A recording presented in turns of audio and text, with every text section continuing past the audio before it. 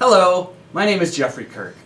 Within the next couple weeks, our house is going to become a mini electric power plant. The solar panels are up on the roof and all the electronics are in place. Now we're just waiting for the electric utility to come out and install a meter. And once they do that, our house will start producing electricity from the sun. And theoretically, over the course of a year, we will generate more electricity than we use, reducing our electric bills and our carbon footprint. I'm pretty excited about all this. Anyway, this whole thing got me thinking. My own computers will run on solar power now. But what about my website? What about the data that moves over the internet? That's all electricity.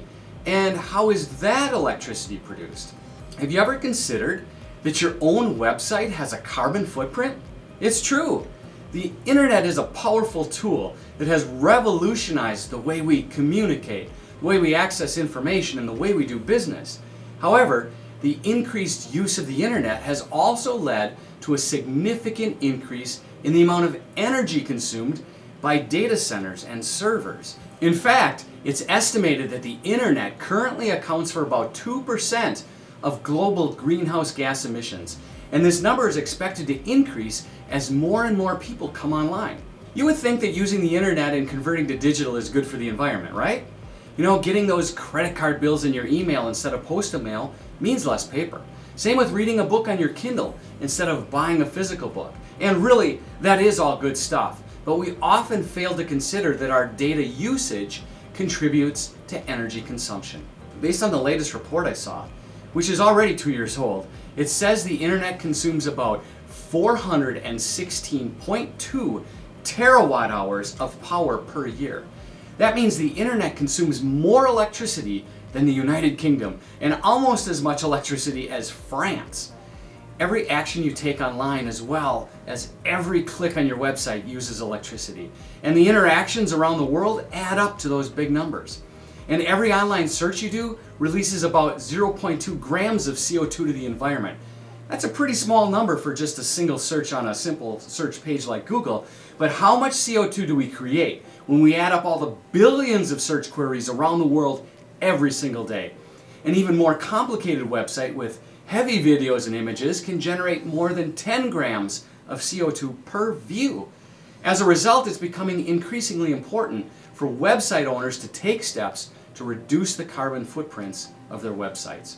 If you have never checked the footprint of your own website, well, now's the time.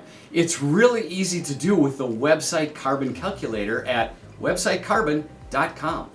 This tool pulls up your website, does some magical calculations, and gives you the carbon emissions number in grams of CO2. I just checked my own site, and the tool says that 0.26 grams of CO2 is produced every time someone visits the homepage. So what can we really do to reduce this carbon footprint?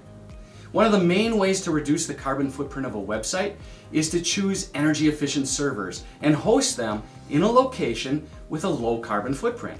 The location of the server can have a significant impact on its carbon footprint, since the energy used to power the server may come from either fossil fuels, renewable sources, or some combination.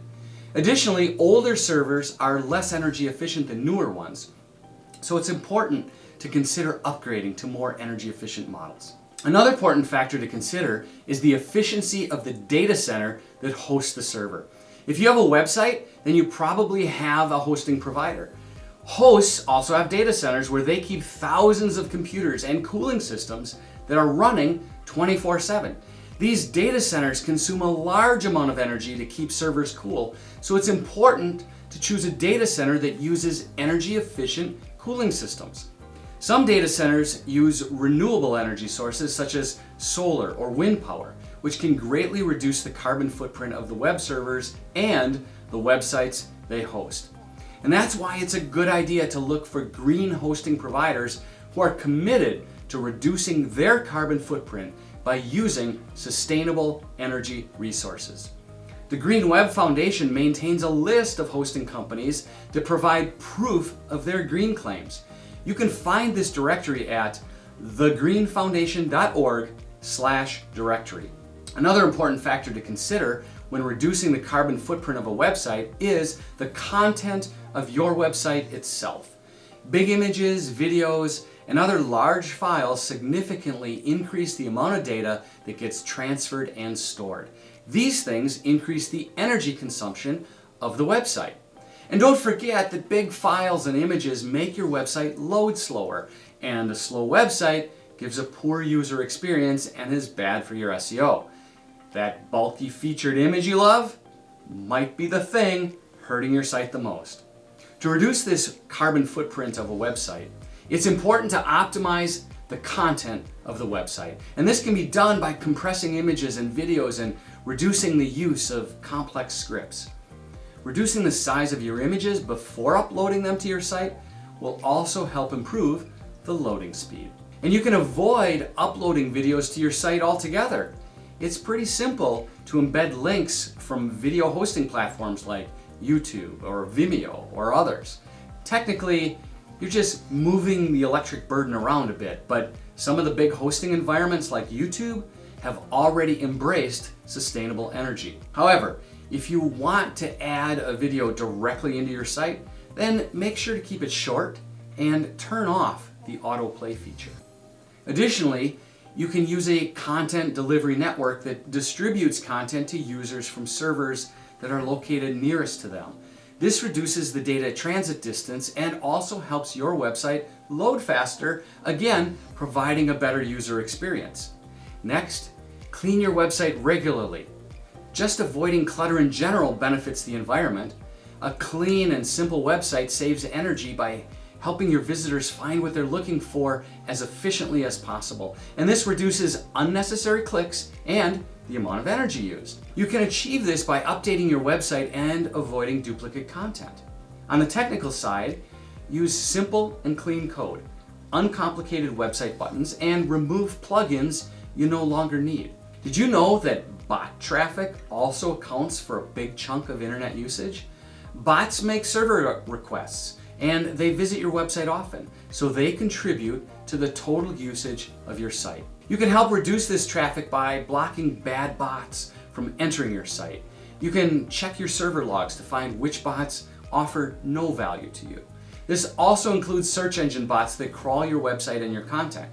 If you haven't done so already, update your robots.txt file in order to direct these bots to the appropriate parts of your website.